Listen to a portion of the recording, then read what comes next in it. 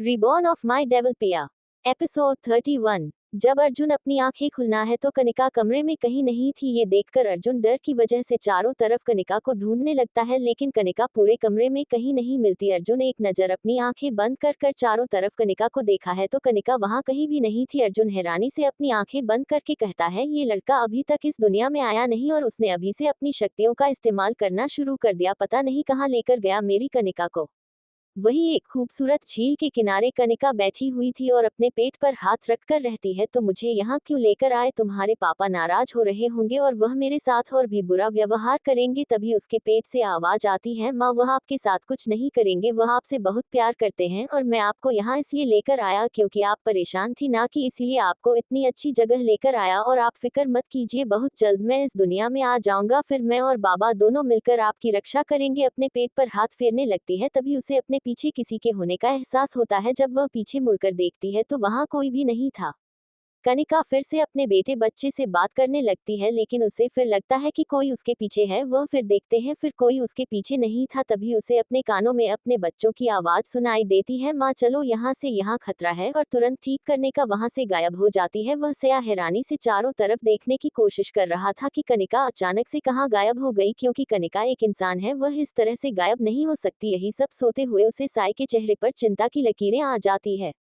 कनिका एकदम से अपने गार्डन में पहुंच जाती है। जब वह अपनी नजरों उठाकर देखती है तो उसके सामने अर्जुन अपनी कठोर नजरें लिए खड़ा था। कनिका हैरानी से चारों तरफ देखकर कहती है, अर्जुन ये सब कुछ क्या हो रहा है? पहले मैं वहां झील के किनारे और अब यहाँ, मुझे कुछ समझ नहीं आ रहा। अर्जुन बोलो ना, ये सब क्या हो रहा है और यह सब कौन कर रहा है? अर्जुन मैं और तुम तो इंसान है ना, फिर ऐसी शक्तियां हम लोगों के पास नहीं हो सकती। तो मुझे बताने का कष्ट करोगे कि यह सब कुछ क्या हो रहा है, क्योंकि मुझे बहुत डर लग रहा है। कनिका को इतना पैनिक करता हुआ देख अर्जुन जाकर उसे अपनी बाहों में भर लेता है और कहता है, कुछ नहीं हुआ, ये सब कुछ तुम्हारा ही शैतान बच्चा कर रहा है और कुछ नहीं। कनिका अर्जुन की तरफ देखकर कहती है, लेकिन जब मैं और तुम इंसान है तो ये बच्चा शैतान कैसे हो सकता है? अर्जुन अपनी आंखें बंद करके कहता है, लिसन करने का, मेरी बात ध्यान से सुना। जो मैं बताने की कोशिश कर रहा हूँ तुम्हें इतने दिन से, मैं कोई आम इंसान नहीं हूँ, मैं डेविल किंग हूँ और मेरा बच्चा भी कोई आम इंसान नहीं होगा, बल्कि वह भी आने वाला डेविल किंग होगा। उसके पास अर्थ शक्तियाँ होगी इतनी जिसकी कोई सीमा नहीं, क्योंकि वह तुम्हारा और मेरा बच्चा है। उसके अंदर मेरी शक्तियों के साथ साथ इंसानी शक्तियाँ भी होंगी, इसलिए वह मुझे और तुमसे ज्यादा भी शक्तिशाली होगा। अचानक से कनिका की आंखें लाल हो जाती है और वह अर्जुन किया गया कर कहती है, यह मेरा बच्चा है और मेरा बच्चा इंसान नहीं है, वह फिर भी का बच्चा है और भैरवी कोई इंसान नहीं है, मेरा बच्चा कैसे हो सकता है? अर्जुन अचानक से कनिका को अपने सीने से लगा लेता है और उसके सर पर हाथ रखकर कहता है, रिलैक्स, ऐसी टाइम में तुम्हें इतना पैनिक नहीं करना चाहिए, हमारे बच्चे को नुकसान होगा ना। कनिका अपनी आंखें बंद कर लेती है, क्योंकि वह अर्जुन को अभी नहीं बता सकती थी कि उसे अपना पिछला जन्म याद आ चुका था और वह कोई आम इंसान नहीं है और उसके बच्चे के पास इतनी ही शक्तियां नहीं होगी जितना भी अर्जुन ने बताया, बल्कि उससे भी कहीं ज्यादा होंगे, क्योंकि वह एक इंसान होने के साथ साथ शहर बीवी थी और भैरवी के पास अर्जुन से ज्यादा शक्तियां हैं।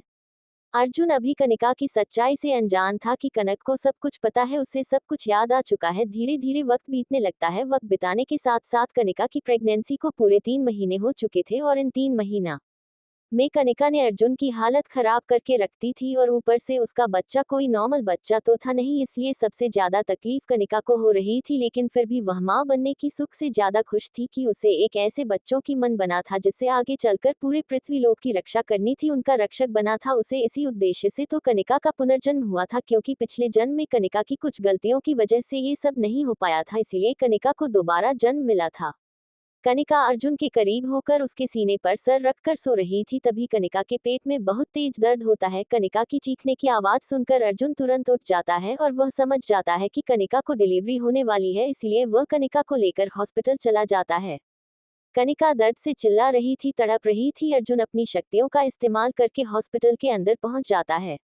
अर्जुन और कनिका अस्पताल में 2 मिनट हुए थे कि तभी कनिका को एडमिट कर लिया जाता है और अंदर बाहर से कनिका के चीखने और चिल्लाने की आवाज आ रही थी। अर्जुन बाहर बेसब्री से कनिका के और अपने बच्चों की सलामती की दुआ कर रहा था। तभी वह गीतांजलि जी और शंकर जाते हैं, क्योंकि अर्जुन ने उन्हें खबर कर दी थी। इस वक्त वहां पर 3 लोग मौजूद थे और तीनों ही लोग उसे बात की तरफ देख रहे थे जहां कनिका थी। थोड़ी देर बाद अंदर से एक बच्चे की रोने की आवाज आती है। सब लोग खुश हो जाते हैं। थोड़ी देर बाद अंदर से एक और बच्चे के रोने की आवाज आती है, लेकिन उन्हें लगता है कि यह एक ही बच्चा रो रहा है। थोड़ी देर बाद दो नर्स एक बच्चे को लेकर आती हैं और अर्जुन के सामने खड़ी हो जाती है। सब लोग हैरान थे दो बच्चों को देखकर। तभी डॉक्टर बाहर आती है और कहती है, मिस्टर राणावत, एक बच्चा दूसरे बच्चे के पीछे छुपा हुआ था, इसलिए जांच में हम लोगों को पता नहीं चल पाया, लेकिन आप एक नहीं दो बेटों के पिता बने हैं। ये सुनकर अर्जुन खुशी का ठिकाना नहीं रहता। अर्जुन तुरंत अपने दोनों बच्चों को अपनी गोदी में ले लेता है। जहां एक बच्चा शांत था, वही दूसरा बच्चा अपनी बड़ी बड़ी आंखों से अर्जुन को घर रहा था। तभी गीतांजलि जी दोनों बच्चों को लड़ करती है। फिर शंकर अर्जुन को अपने बच्चे देकर कनिका के पास चला जाता है। दो बच्चों को जन्म देने के बाद भी कनिका पर रति भर भी फर्क नहीं आया था। अर्जुन इस बात से परेशान था कि कनिका इतनी नॉर्मल कैसे हो सकती है। थोड़ी देर बाद गीतांजलि जी दोनों बच्चों को लेकर कनिका के पास आते हैं। कनिका गीतांजलि जी को इतने दिनों बाद देखकर बहुत खुश होती है। तभी गीतांजलि जी और शंकर वहां से चले जाते हैं। अर्जुन को सुलाकर कनिका के पास आकर कहता है, ऐसा कुछ है कनिका जो तुम मुझे बताना चाहती हो। कनिका अपनी नजरें इधर उधर करने लगते हैं, लेकिन वह अर्जुन की किसी बात का जवाब नहीं देती। अचानक अर्जुन कनिका की तरफ देखकर कहता है, भैरवी। कनिका तुरंत अर्जुन की तरफ देखती है। ये देखकर अर्जुन के चेहरे पर एक गहरी मुस्कान छा जाती है। अर्जुन धीरे धीरे कनिका के बेड के पास आकर कहता है, तो तुम्हें सब कुछ याद आ चुका है और इसीलिए तुमने उसी दिन के बाद मुझे कभी कोई सवाल नहीं किया। इसका मतलब तुम्हें ये भी याद आ चुका है कि तुम फिर भी हो। कनिका अर्जुन की तरफ देखकर कहती है, अर्जुन, मैं यहाँ इस वक्त कोई बात नहीं करना चाहती, हम ये सारी बातें घर चलने के बाद करेंगे। अर्जुन भी कुछ नहीं कहता। दूसरी तरफ काल भैरव जो तपस्या कर रहा था, उसकी वह तपस्या खंडित हो जाती है, क्योंकि इस दुनिया के रक्षक इस दुनिया में जन्म ले चुके थे। ये देखकर क्या लिया और काल भैरव दोनों परेशान हो जाते हैं। काल भैरव श्री लिया की तरफ देखकर कहता है, इसका मतलब वह दोनों एक दूसरे के हो चुके थे और उनके बच्चों का जन्म भी इस दुनिया में हो चुका है। अब मेरी मौत को मेरे पास आने से कोई नहीं रोक सकता। चिड़िया काल भैरव की तरफ देखकर कहती है, फिक्र मत करो भैरव, कुछ नहीं होगा तुम्हें। जब तक मैं तुम्हारे साथ हूँ, कोई भी रक्षक तुम्हारा कुछ नहीं कर सकता। अस्पताल से डिस्चार्ज होने के बाद अर्जुन और कनिका सीधे गुरुदेव के पास जाते हैं बच्चों को लेकर। गुरुदेव दो बच्चों को देखकर आश्चर्यचकित रह जाते हैं और वह अर्जुन और कनिका की तरफ देखकर कहते हैं, लेकिन जन्म तो एक बच्चे के होने का था कि दूसरा बच्चा। तभी गुरुदेव अपना आंखें बंद करते हैं और उनके चेहरे पर एक रहस्यमय मुस्कान आ जाती है और वह मुस्कान बहुत कुछ बयां कर रही थी। गुरुदेव अर्जुन और कनिका की तरफ देखकर कहते हैं, तुम्हारे दोनों बच्चे बहुत भाग्यशाली हैं, दोनों एक दूसरे के बिना अधूरे हैं। ये दोनों ही, जहाँ एक आंख का गोल है वही दूसरा शीतल जल की ठंडी छाया है। ये दोनों एक दूसरे के साथ रहेंगे, कोई भी इन दोनों को हरा नहीं सकता। अगर कभी यह अलग हुए तो इस दुनिया में कोहराम मच जाएगा। कनिका और अर्जुन जैसे ही गुरुदेव की बात सुनते हैं, उन दोनों की खुशी की सीमा नहीं रहती और वह दोनों गुरुदेव के सामने अपने बच्चों को रखकर उनका आशीर्वाद दिलवाते हैं। तभी गुरुदेव उन दोनों बच्चों के माथे पर हाथ रखकर कहते हैं, आयुष्मान भव। इतना कहकर गुरुदेव वापस अपनी तपस्या में लीन हो जाते हैं। वहीं कनिका और अर्जुन अपने बच्चों को लेकर वापस अपने घर आ जाते हैं। कनिका अर्जुन की तरफ देखकर कहती है, अर्जुन, हमें कुछ वक्त के लिए क्लोक जाना होगा, क्योंकि वहां के राजकुमारों और युवराज को दुनिया को पता तो चलना चाहिए कि उनका युवराज उनकी जिंदगी में वापस आ चुका है और आप उसे सल्तनत का उत्तराधिकारी भी इस दुनिया में आ चुका है। अर्जुन हाँ बोल देता है और तुरंत ही कनिका का हाथ पकड़कर वहां से सीधा क्लोक के लिए निकल जाता है। जैसे ही अर्जुन और कनिका का लोग पहुंचते हैं, वहां बहुत धूमधाम से अपने राजा और रानी और अपने युवराजन का स्वागत किया जाता है। सब लोग बहुत खुश थे कि उनके राजा के बच्चे इस दुनिया में आ चुके हैं और अब वह इस सल्तनत के अगले अधिकारी थे। वहीं दूसरे क्षेत्र में काल भैरव और ऑस्ट्रेलिया बहुत परेशान थे, क्योंकि उन्हें समझ ही नहीं आ रहा था कि वह कैसे अपनी मौत को खुद के करीब आने से रोक, इसलिए वह दोनों वह क्षेत्र छोड़कर वहां से इंसानी रूप लेकर धरती लोक पर चले जाते हैं। अर्जुन, कनिका और उनके दोनों बच्चे इस वक्त राजा के साथ उनकी राजगद्दी पर बैठे हुए थे और वहां उन सब का अच्छे से राज्य तिलक किया जाता है। कनिका वापस अपने राज्य आकर बहुत खुश थी, लेकिन अभी उसे बहुत से अधूरे काम पूरे करने थे। अर्जुन और कनिका रात के वक्त अपने कमरे में मौजूद थे। दोनों बच्चे पालने में लेटे सो रहे थे और अर्जुन और कनिका एक दूसरे को गले लगाए बेड पर लेटे हुए थे। अर्जुन धीरे धीरे कनिका के ऊपर अपना दबाव बना रहा था और वह दोनों एक दूसरे के आगोश में समा गए। उसे कमरे में कनिका की तेज तेज क्यों की आवाज पूछ रही थी और अर्जुन की तेज चलती सांसों का शोर उसे कमरे के गर्म माहौल को और भी गर्म कर रहा था। दोनों एक दूसरे के आगोश में थककर चूर हो जाते हैं और अपनी आंखें बंद कर गहरी नींद में चले जाते हैं। अगली सुबह जैसे ही कनिका की नींद खुलती है, वह चौंक कर उठ जाती है, क्योंकि उनके दोनों बच्चे कमरे में इधर उधर खेल रहे थे। वह इस वक्त कोई 7 या 8 साल के बच्चे लग रहे थे। ये देखकर कनिका हैरान रह जाती है। वह तुरंत अर्जुन को जगाती है। अर्जुन भी अपने बच्चों को इतनी जल्दी बढ़ता देख परेशान था, लेकिन वह ये भी जानता था कि वह कोई आम बच्चे नहीं थे, वह एक डेविल और एक परी के बच्चे थे और उनके अंदर अर्थशक्ति होना यह संभव था। जहाँ एक बच्चा शैतानी कर रहा था, कहीं दूसरा बच्चा उसे शैतानी करने से रोक रहा था। अर्जुन उन दोनों के पास जाकर खड़ा हो जाता है और कहता है, अब जब आप 7 साल के हो ही गए हैं तब आपको अपनी पढ़ाई पर भी ध्यान देना होगा, क्योंकि हम नहीं चाहते हमारे युवराज किसी चीज में पीछे रहे। जैसे ही बाहर सबको पता चलता है कि एक रात में राजा और रानी के बच्चे 7 साल के हो गए हैं, तो वह समझ जाते हैं कि यह कोई आम बच्चे नहीं है, बल्कि यह बहुत सारी शक्तियों के साथ पैदा हुए बच्चे हैं, इसलिए ये कुछ ही दिन में पूरे अपनी उम्र के हो जाएंगे। इस बात से काल भैरव अभी भी अनजान था कि उसकी मौत उनकी तरफ बहुत तेजी से बढ़ रही है। दोनों बच्चे को अलग से कमरे में बिठा दिया गया था, क्योंकि वह बड़े हो गए तो उन्हें अलग से कैमरा दिया गया था। कनिका बेड पर उदास बैठी थी। अर्जुन कनिका को अपने सीने से लगाकर कहता है, क्या हुआ? कनिका अर्जुन की तरफ देखकर कहती है, मैं ना तो 9 महीने बच्चों को ने पाल सकी और ना ही बच्चों का बचपन देख सकी। जन्म के एक रात में वह 7 साल के हो गए। अर्जुन, मुझे अपने बच्चों को धीरे धीरे बड़े होते देखना था, उन्हें अपना हाथ थाम कर चलना सीखना था, लेकिन मैं ऐसा कुछ नहीं कर सकती। अर्जुन कनिका को अपने सीने से लगाकर कहता है, हमारा आने वाला बच्चा एक आम बच्चा होगा, एक आम इंसान का बच्चा होगा। ये तो भैरवी और अर्जुन के बच्चे हैं, लेकिन अब जो हमारी संतान होगी वह कनिका और अर्जुन की संतान होगी, और उसके साथ तुम अपनी माँ की हर एक मुराद को पूरी करना, ठीक है? कनिका अर्जुन को अपने सीने से लगा लेती है। अनिका के तो गले से आवाज ही नहीं निकल रही थी। वह हैरानी से अक्षय को देख रही थी। अक्षय अनिका के करीब जाकर उसकी कमर में अपना हाथ फंसाकर उसे खुद से चिपकाते हुए कहता है, तुम्ही ने मुझसे कहा था ना, अगर हम दोबारा किस्मत से मिले तो तुम मुझे छोड़कर कहीं नहीं जाओगी और मेरे प्रपोजल को भी एक्सेप्ट करोगी। तो बताए अनिका जी, क्या जगह पर आपका? क्योंकि अब तो हम किस्मत से मिले हैं, इसमें मेरा कोई रोल नहीं है। अनिका अक्षय की कैसे खुद को छुड़ाते हुए कहती है, प्लीज छोड़ दीजिए, कोई आ जाएगा। अक्षय अनिका के कान के करीब अपना चेहरा ले जाकर कहता है, मेरी इजाजत के बिना मेरे ऑफिस में एक मक्खी भी नहीं आ सकती, तो किसी इंसान की आने की तो औकात ही नहीं है। अनिका अपनी बड़ी बड़ी आंखों से अक्षय के चेहरे को देख रही थी। उसकी आंखों में खुशी थी, नमी थी, लेकिन वह अभी अक्षय को कुछ नहीं बता सकती थी। वह नहीं बता सकती थी क्यों कितना लंबा वक्त बिताकर अक्षय के लिए वापस आई थी। अनिका बिना किसी स्ट्रगल के खड़ी हो जाती है और कहती है, आप क्या चाहते हैं सर? अनिका की आंखों में देखते हुए शिद्दत और मोहब्बत से कहता है, मैं तुम्हें चाहता हूं उनका, अब तुम्हें मेरा होना होगा, क्योंकि अब तुम्हें अपना वादा और अपना वचन निभाना होगा। तुमने मुझसे कहा था ना कि अगर हम किस्मत से मिलते हैं तो तुम मन लगी। मेरी मोहब्बत अट्रैक्शन नहीं थी, और देखो आज हम मिले हैं, वह भी रब की मर्जी से मिले हैं। तो बताओ, मेरी मोहब्बत अट्रैक्शन नहीं है? क्योंकि 5 साल में भी इस दिल को कोई पसंद नहीं आए और ना ही मैं किसी को एक नजर उठाकर देखा, लेकिन आज तुम्हें देखकर एक बार फिर ये दिल चोरों से धड़कने लगा। एक बार फिर इस दिल में तुम्हें पाने के अरमान जगाने लगे। मेरे घर में सब जानते हैं कि मैं जब भी शादी करूंगा सिर्फ अनिका से करूंगा, इसीलिए आज तक कभी मेरी मॉम ने मुझे शादी के लिए फोर्स नहीं किया। तो आप तुम अपना वादा नहीं खाओ, क्योंकि मेरा प्यार तो प्रूफ हो चुका है कि वह अट्रैक्शन नहीं था। अनिका एक तक अक्षय के चेहरे को देख रही थी, फिर वह अक्षय के हाथ को अपनी कमर से हटकर रहती है, मैं भी आपके सामने ही हूँ और आप भी मेरे सामने हैं। अगर 1 महीने के अंदर अंदर मुझे आपके लिए अपने दिल में कुछ फील हुआ, आपके लिए फिक्र या चिंता या मोहब्बत कुछ भी, तो इस ख्वाह में इस पल आपकी हो जाऊंगी। लेकिन अभी मेरे दिल में आपके लिए कोई फीलिंग्स नहीं है, तो प्लीज मुझ पर अपनी फीलिंग्स को ठोक कर गलती मत कीजिए, क्योंकि मैं अपनी बातें के लिए आपको अपना तो लूंगी, लेकिन मैं कभी आपसे मोहब्बत नहीं कर पाऊंगी। इसलिए 1 महीने का वक्त दे दीजिए मुझे। अगर ऐसा नहीं होता है तो आपको भी मानना होगा कि मैं आपकी नहीं थी। अक्षय अनिका से 2 कदम दूर हटकर कहता है, ठीक है, जहां मैं तुम्हारे लिए 5 साल इंतजार किया तो 1 महीना और सही, लेकिन इस 1 महीने में मैं तुम्हें मजबूर कर दूंगा मुझसे मोहब्बत करने के लिए। मैं तुम्हें मजबूर कर दूंगा हर पल अपने बारे में सोने के लिए। वादा है अक्षय राजपूत का तुमसे।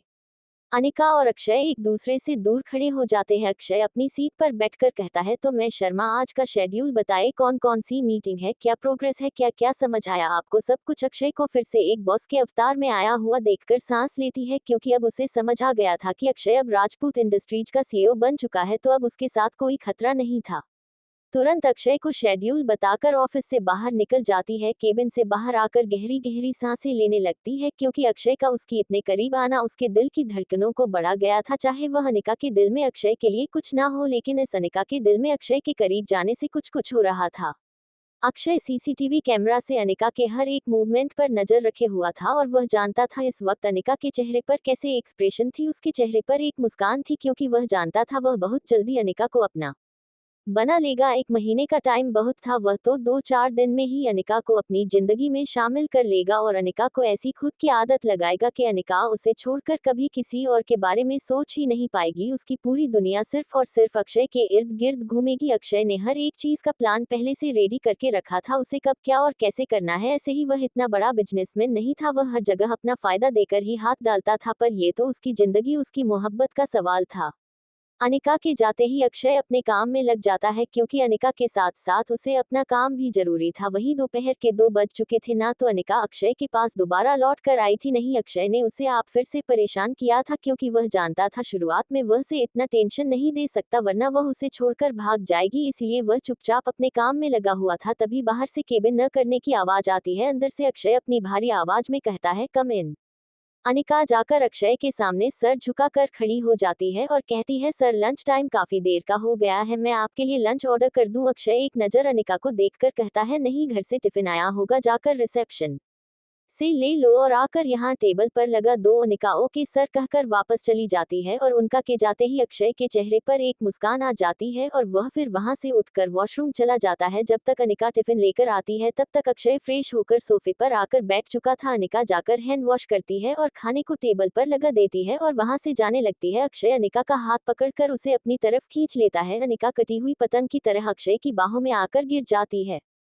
अक्षय अनिका को अच्छे से अपनी बाहों में एडजस्ट करके कहता है, तुम भी लंच कर लो, क्योंकि शायद तुमने भी लंच नहीं किया है। अनिका अक्षय की गोदी से उठने की कोशिश करती है, लेकिन अक्षय उसे उठना नहीं देता, तो अनिका अक्षर से धीमी आवाज में रहती है, सर प्लीज, मुझे अजीब सा फील हो रहा है। अनिका की बात सुनकर अक्षय अनिका को छोड़ देता है। अनिका उत्तर खड़ी हो जाती है तो अक्षय अनिका की तरफ देखकर कहता है, लंच करो मेरे साथ। अनिका बिना किसी आर्गुमेंट के अक्षय के पास बैठ जाती है और दोनों साथ में मिलकर अपना लंच फिनिश करते हैं, क्योंकि अनिका जानती थी अगर वह मना करेगी तो अनिका उसे ऐसे ही परेशान करता रहेगा।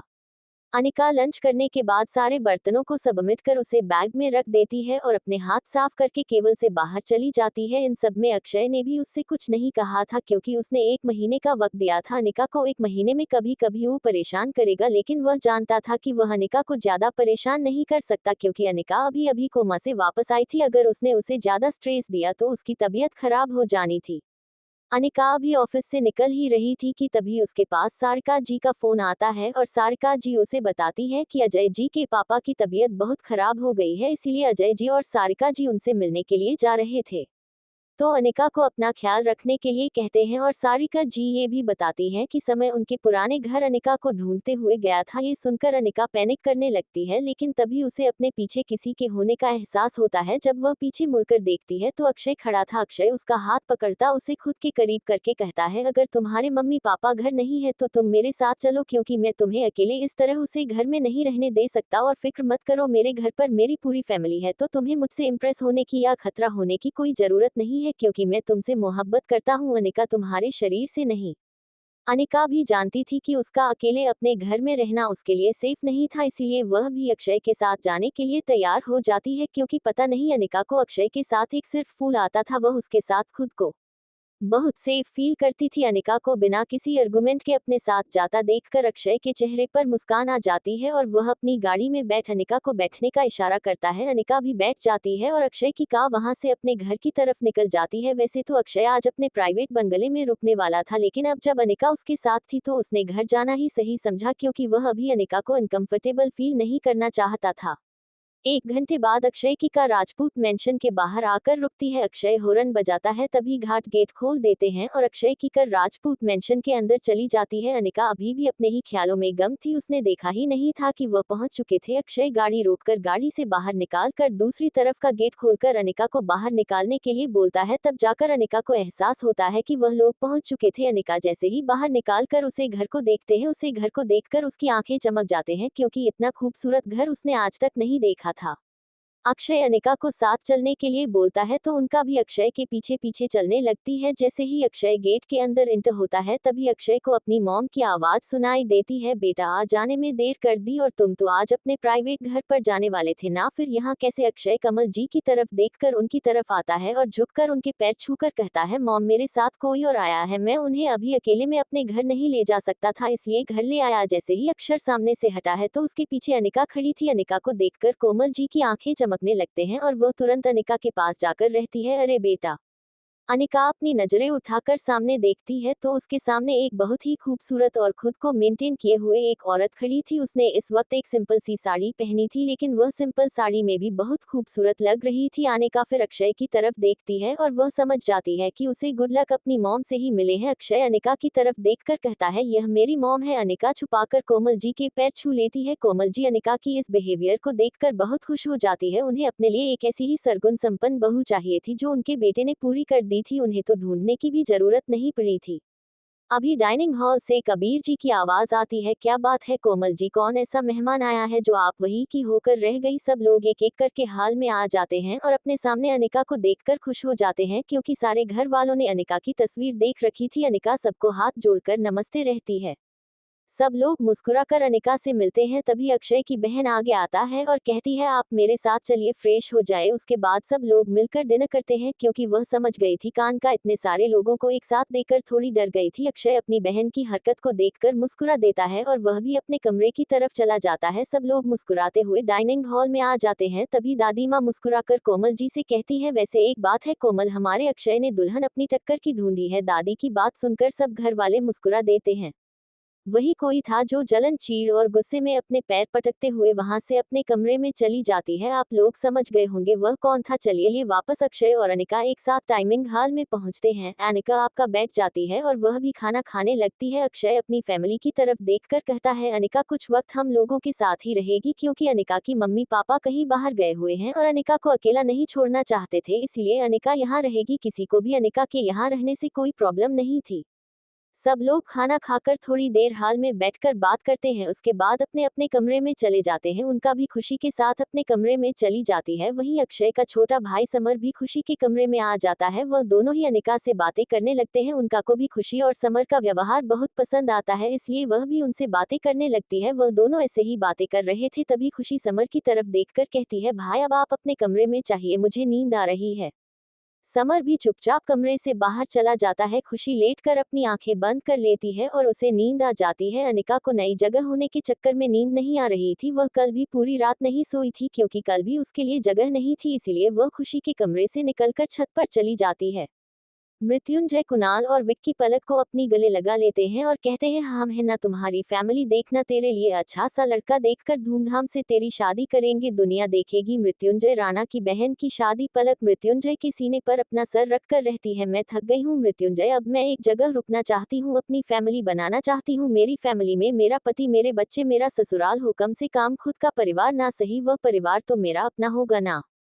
थोड़ी देर सब लोग ऐसे ही एक दूसरे के पास बैठकर बातें करते हैं और उसके बाद चारों लड़कियों किचन में डिनर बनाने चली जाती हैं। वहीं वह चारों पांचों लोग बैठकर बाहर बातें कर रहे थे। मृत्युंजय करण की तरफ देखकर कहता है, अभी भी तू पलक को अपना आएगा या अभी भी उसे पागल लड़की के पीछे तेरा दिमाग खराब हो रखा है। परी और पलक में जमीन आसमान का अंतर है। करण, अपना ले उसे, वरना देर ना हो जाए, कहीं वह तुझे छोड़कर हमेशा के लिए अपनी जिंदगी में आगे ना बढ़ जाए। और तो बहुत अच्छे से जानता है पलक, अगर किसी से अपना रिश्ता बनती है ना तो उसे रिश्ते को कभी नहीं तोड़ती, चाहे उसे रिश्ते के लिए उसे कुछ भी करना पड़े।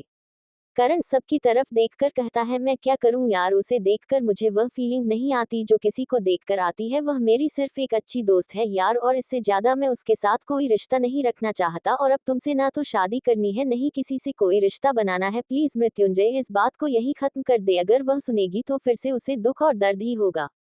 किचन के गेट पर खड़ी पलक कारण की सारी बातें सुन चुकी थी। आज उसकी वह उम्मीद भी टूट गई थी कि कभी ना कभी तो कारण को उसके प्यार का एहसास होगा, लेकिन आज यह उम्मीद हमेशा के लिए खत्म हो चुकी थी। पालक अपने मन में निश्चय कर दिया है कि आज के बाद वह कारण से कोई उम्मीद नहीं रखेगी और पलटकर फिर किचन में चली जाती है। चारों लड़कियों हंसती मुस्कुराती हुई डिनर बनाते हैं और साथ बैठकर डिनर करते हैं।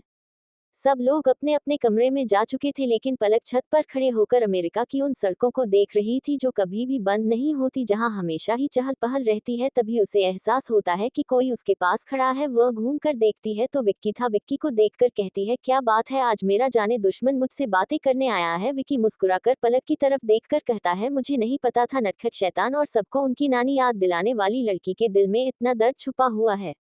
पलक विक्की की तरफ देखकर कहती है, मैं कारण को भूलना चाहती हूँ कि मैं एक ऐसे इंसान का हाथ थामना चाहती हूँ जो मुझे और मेरी फीलिंग्स को समझे, लेकिन आज की दुनिया में ऐसा कोई इंसान नहीं मिलेगा जो ये जानते हुए कि उसकी बीवी किसी और से प्यार करती थी उसे अपना ले। विक्की अपना एक हाथ पालक की तरह बढ़ाकर कहता है, शादी करेगी मुझसे, जानता हूँ उतनी आराम की जिंदगी नहीं दे सकता जितना कारण में दे सकता था, लेकिन हाँ एक अच्छा घर, सुख शांति, प्यार, मोहब्बत सब कुछ दे सकता हूँ। पलक हैरानी से विक्की को देख रही थी तो विक्की कहता है, मम्मी पापा है, एक छोटी बहन है, एक छोटा भाई है, पूरा परिवार है मेरा, अगर मेरे परिवार में एडजस्ट कर सको तो थाम लो ये हाथ, मैं हमेशा के लिए तुम्हें अपना बना लूंगा, कभी भी तुम्हें कोई दुख दर्द छू कर नहीं जाएगा। पलक, मैं कॉलेज टाइम से तुमसे प्यार करता हूँ, कभी खाने की हिम्मत नहीं हुई क्योंकि पूरा कॉलेज जानता था कि पलक कारण से कितना प्यार करती है, इसीलिए हमेशा अपने दुख अपने दर्द को तुमसे लड़ाई हो झगड़ा करके निकलता था जिसे कभी तुम्हें मेरी फीलिंग्स के बारे में पता ना चले। पलक अपनी आंखों को बड़ी बड़ी करके विक्की को देख रही थी, फिर वह उसके माथे को छूकर रहती है, तुम्हें बुखार है? विक्की पालक के दोनों हाथों को पकड़कर कहता है, नहीं, आज अपने प्यार का इजहार किया है, शादी के लिए प्रपोज किया है। पलक, मैं तुमसे वादा करता हूँ जब तक तुम नहीं चाहोगी ना मैं कभी इस रिश्ते को आगे नहीं बढ़ाऊंगा, हम दोस्त बनाकर उसे घर में रहेंगे, भला ही दुनिया के सामने हम पति पत्नी होंगे, मेरे परिवार के सामने हम एक स्वीट कपल होंगे, लेकिन कमरे के अंदर हम दोस्त होंगे और मैं कभी अपने मर्यादा पर नहीं करूंगा, प्लीज मुझे अपना लो, तुम्हारी ना सही मेरी मोहब्बत तो पूरी हो जाएगी। ए फ्लैट आगे। विक्की ने सालों बाद अपने दिल की बात पलक को बता दी थी। पलक काफी देर तक विक्की के चेहरे को देखते हैं, फिर कहती है, ठीक है, मैं तैयार हूँ तुमसे शादी करने के लिए, लेकिन यह शादी कल ही होनी चाहिए और करण को इस बारे में बताना चले, तुम कुणाल और मृत्युंजय से बात कर लो। विक्की खुश हो जाता है और भागकर पलक को अपने गले से लगा लेता है। विक्की इतना खुश था जितना उसे पलक ने कभी खुश नहीं देखा था। पालक अपने मन में रहती है, मुझे मेरी मोहब्बत नहीं मिली तो क्या हुआ, किसी की कहानी तो पूरी हो, और बहुत खुश हूँ कि मेरी वजह से किसी की कहानी पूरी हो गई। थोड़ी देर बाद छत पर बिताने के बाद दोनों नीचे आ जाते हैं तो देखते हैं हाल में मृत्युंजय और कुणाल दोनों अपने ऑफिस का काम कर रहे थे, लेकिन आसपास कहीं भी करण और रोहन मौजूद नहीं थे। विक्की कुणाल के पास आकर खड़ा हो जाता है और कहता है, मुझे तुमसे कुछ बात करनी है। कुणाल हाँ बोलता है तो विक्की मृत्युंजय और कुणाल की तरफ देखकर कहता है, मैं और पलक कल शादी कर रहे हैं, पलक ने अपनी जिंदगी में मूव ऑन करने का फैसला ले लिया है और तुम तो हमेशा से जानते थे कि मैं पलक से प्यार करता था, इसलिए मैं और पलक कल शादी करेंगे, क्या तुम दोनों विटनेस के तौर पर हमारे साथ चलोगे? मृत्युंजय और कुणाल विक्की की बात सुनकर सोफे से खड़े हो जाते हैं और कहते हैं, अगर तुम दोनों इस चीज से खुश हो तो हमें कोई परेशानी नहीं है, जाकर साइड विकेट ले लेंगे। पालक अपने कमरे में चली जाती है, विक्की अपने में, मृत्युंजय और कुणाल एक दूसरे को देख फिर अपने अपने कमरे में चले जाते हैं। मृत्युंजय देखा है रिद्धिमा बालकनी में खड़े होकर आसमान को देख रही थी। मृत्युंजय रिद्धिमा के पास जाकर खड़ा हो जाता है और कहता है, क्या हुआ? रिद्धिमा मृत्युंजय की तरह देखकर कहती है, शाम को आप सबकी बातें पलक में सुन ली थी, वह आप सबको कॉफी देने आई थी, लेकिन आप सबको कॉफी ना देखकर वह वापस आ गई। जब मैं वापस आए आप लोग करण को समझा रहे थे और मैं समझ गई थी कि करण की कही हुई बात पलक सुन चुकी है। मृत्युंजय रिद्धिमा को अपने सीने से लगाकर कहता है, अच्छा हुआ जो उसने कारण की बातें सुन ली, कम से कम उसके दिल में कोई झूठी उम्मीद तो नहीं रही, वह विक्की से शादी करने जा रही है। हम सब जानते थे कि हमारे ग्रुप में पलक करण के पीछे पागल थी और विक्की पलक के पीछे, पलक को तो उसका प्यार नहीं मिला लेकिन विक्की को उसका प्यार मिल गया। कल दोनों की शादी है और हम लोगों को विटनेस के तौर पर बुलाया गया है, तो हम दोनों पलक के भैया भाभी होने के नाते कल हम दोनों की शादी करवाएंगे और उसके बाद कल शाम को हम सब लोग वापस इंडिया जाएंगे। माँ बहुत परेशान है, उसने उसके चक्कर में। रिद्धिमा हाँ बोल देती है। दोनों लोग बेड पर जाकर लेट जाते हैं और कब गहरी नींद में चले जाते हैं उन्हें पता ही नहीं चलता।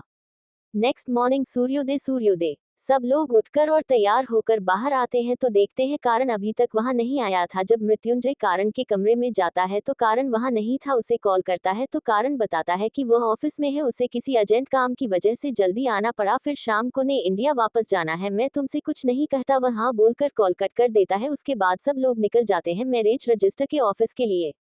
वहां पहुंचकर वह लोग अपनी बारी का इंतजार करते हैं, तभी वहां अनाउंसमेंट होती है, विक्रम ठाकुर पलक राणा।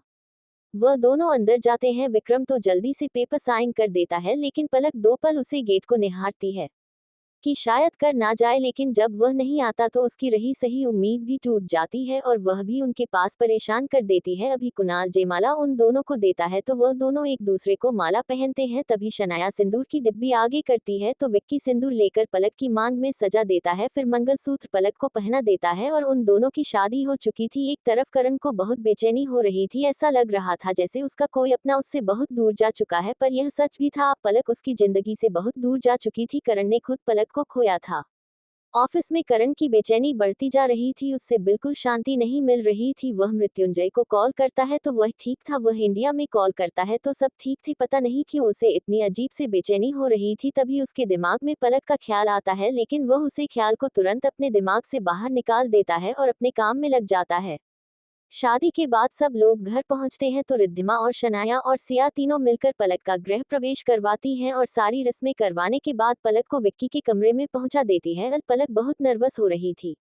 तभी भी के कमरे में आता है और पलक का हाथ पकड़कर आराम से बेड पर बिठाकर उससे कहता है, आज से हम बेस्ट फ्रेंड हैं, हम दोनों एक दूसरे से सारी बातें शेयर करेंगे और तुम फिक्र मत करो, मैं कभी तुम पर एक पति का अधिकार नहीं जमा लूंगा। और वैसे भी शाम को मैं इंडिया वापस जाना है। मैंने मम्मी पापा को बता दिया है कि मैं शादी कर ली है, लेकिन उन्हें यह नहीं पता कि मैं किस शादी की है। माँ तो मुझसे नाराज हो गई कि तू पलक को छोड़कर किसी और से शादी कैसे कर सकता है। विक्की की बातें सुनकर पलक सिर्फ मुस्कुरा कर रह जाती है। सब लोग अपनी अपनी पैकिंग कर चुके थे। विक्की ने भी पलक को कपड़े चेंज करने के लिए बोल दिया था। पलक ने आज अनारकली सूट पहना था, मांग में सिंदूर, गले में मंगलसूत्र, हाथों में लाल चूड़ा, पैरों में बस्ती पायल। आज पलक को देखकर सब शौक है। हमेशा लड़कों जैसी रहने वाली पायल सच में बहुत खूबसूरत लग रही थी।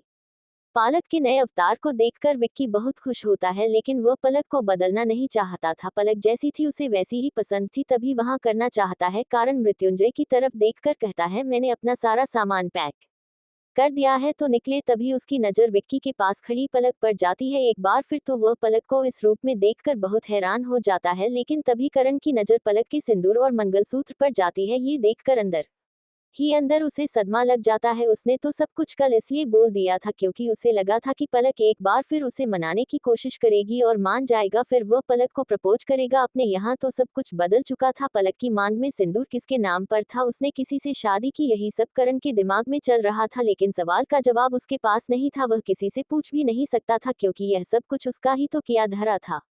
करण का दिल पूरी तरीके से टूट चुका था। वही सब लोग मृत्युंजय के प्राइवेट जेट से इंडिया के लिए निकल जाते हैं। अगली सुबह 10 बजे सब लोग राणा मेंशन के गार्डन में लैंड करते हैं। पूरा परिवार राणा मेंशन नहीं इकट्ठा था, चाहे वह विक्की का परिवार हो और चाहे कुणाल का, सब लोग वही थे। इस पूरे सफर के दौरान करण ने किसी से कोई बात नहीं करी थी। सब लोग बच्चों का स्वागत करते हैं। इस वक्त तीनों फैमिली और सारे बच्चे हाल में बैठे थे। तभी विक्की की माँ उठकर पलक के पास आती है और उसके सिर पर हाथ रख कर कहती है, पलक बेटा, मुझे तो आज भी यकीन नहीं आ रहा कि तू मेरी बहू बन गई है। सच में मेरा विक्की बहुत खुशनसीब है जिसे तुम्हारे जैसी पत्नी मिली, और मैं तुम्हारी शिद्दत और तुम्हारे रिश्ते निभाने की ललक को भी जानती हूँ। तुम मेरे बेटे को हर को खुशी दोगी जो वह चाहता है या जिसे वह हकदार है। मैं बस तुम दोनों की सुखी जीवन की ही भगवान से प्रार्थना करती हूँ। अब जाकर करण के दिमाग और मन में यह बात फिट हो जाती है कि पलक की शादी विक्की से हुई है। करण विक्की के दिल का हाल बहुत अच्छे से जानता था। आज उसे अपने किए हुए बात पर बहुत पश्चाताप था कि क्यों उसने वह सब उसे वक्त कहा और क्यों पलक ने उसे छोड़कर विक्की से शादी की। पलक आशा जी का हाथ अपने हाथ में पकड़ के रहती है। माँ, परिवार का प्यार मुझे कभी मिला नहीं। जब से होश संभाला कोई अनाथ आश्रम में पाया। उसके बाद जब कॉलेज में गई तो वहाँ मुझे मृत्युंजय, कुणाल, विक्की और करण और अथर्व मिली। इन 5 से मिलने के बाद जाना कि यह जिंदगी इतनी भी बुरी नहीं है जितनी मैं सोचा करती थी। मृत्युंजय से मैं बिना किसी भाव के जीना सीख लिया, क्योंकि मैं जान चुकी थी ये दुनिया इतनी भी अच्छी नहीं है। हमें यहाँ खुद के जीने के लिए खुद ही सब कुछ करना पड़ता है। और आज तो मेरे पास एक परिवार है, उसे परिवार का प्यार है और मुझे कुछ नहीं चाहिए। Thank you for listening. Like और कमेंट करना ना भूलें और मोर स्टोरीज के लिए सब्सक्राइब करें। मिलते हैं नेक्स्ट वीडियो में।